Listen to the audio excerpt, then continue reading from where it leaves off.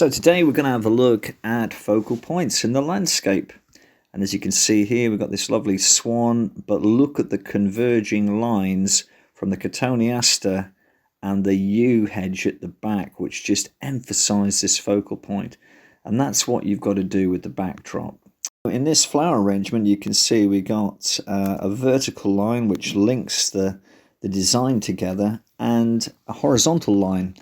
And the two combined help to sort of focus on that bottom third, where often in those arrangements that's where the focal point is.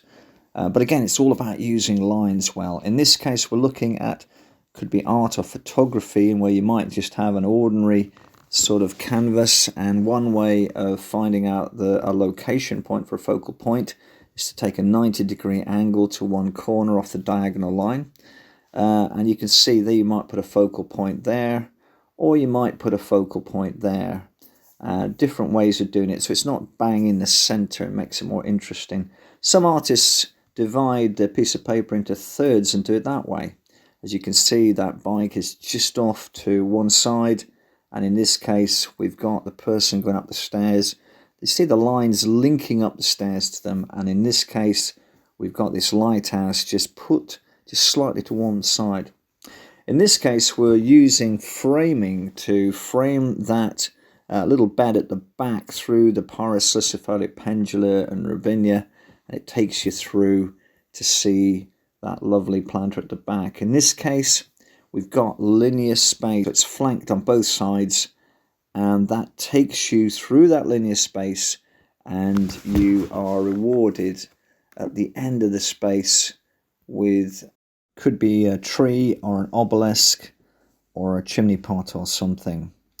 Now we're going to have a look at a piece of really beautiful landscape, the Garden of Castle Howard, to see how Stephen Switzer did this beautiful piece of landscaping where he hides the view until he wants to reveal it. And this really is the heart of good garden design, using focal points. Let's have a walk and see how Switzer did it before revealing Hawksmoor's mausoleum. One of the key ways of landscape gardening, particularly sort of through the early 1700s and onwards, was a way of hiding the focal point. And just look at this, the way this is done. It's sort of, you've got this lovely sort of grove and of trees, mainly of beech, and as you come around you can just see, now we're just getting a snippet there on the end, there's something coming on the right hand side there, and we just go a bit further and we get this incredible surprise view. And this is Hawksmoor's mausoleum. We're going to come into it and see it, and it's just a beautiful piece of landscaping where you hide the focal point and the surprise view, and you come around the corner and there it comes. It's starting to happen, just coming round, and then you reveal this part of the overall sort of composition and designer's ideas. You're rewarded with this lovely mausoleum out in the hillside, and you can see that the banking and everything just helps to sit that up just nicely, just so you see it displayed in all its glory. Hawksmoor's mausoleum, and that's really good landscaping in the 1700s, and you can see lots of examples of this at Stowe Gardens. You can see it at Stourhead, and it's just really good landscaping. You can see how the lines are taken down underneath the bridge across the water to that lovely sort of temple at the end. But also there's lots of good examples in this garden where you combine the shape and form of plants. You've got this lovely rounded ash tree on the side, but with a habit, interesting habit, sort of weeping habit, and then you've got the rounded element there of the rhododendron, and then you've got the horizontal element of the bridge, and then you've got the little pyramid conifer, the thuya in the background. And so that makes an interesting composition. But just getting back to the focal points, of course, you can see here that by using darker evergreens with that very light temple creates an emphasis, so makes the temple stand out better. And that's something we need to consider with focal points, particularly if they are sort of pale colours. Putting a dark background will really emphasize that sort of negative space, if you like, and then really pull out the focal points. That's another way of using light and shade and backdrops to really create a good focal point.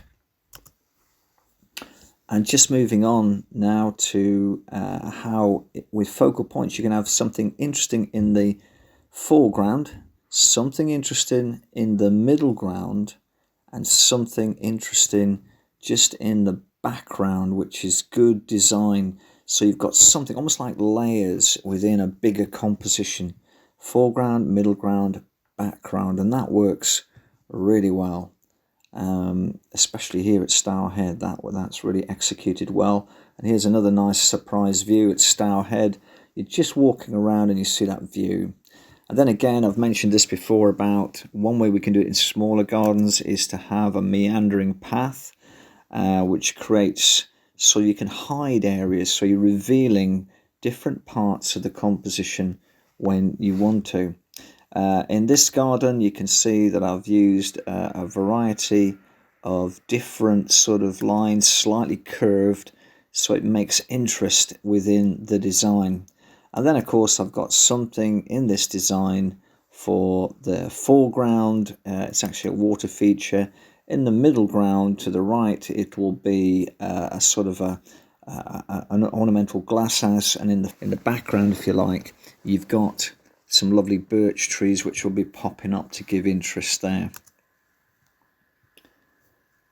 And then in this garden we did something different. Of course, it hasn't grown up, but you're going along that path and suddenly you get to a point where you turn sideways and you're rewarded with a seat.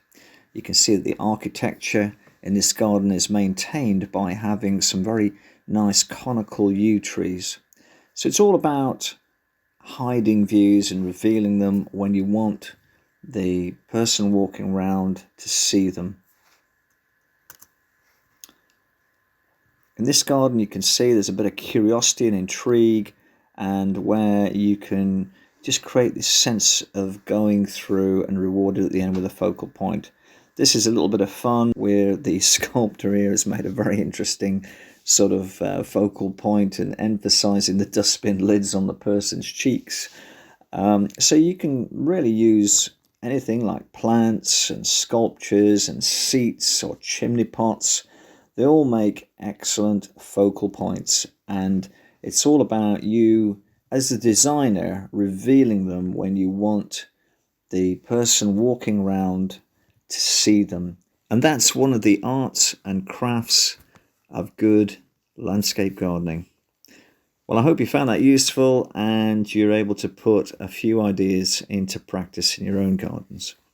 See you next time.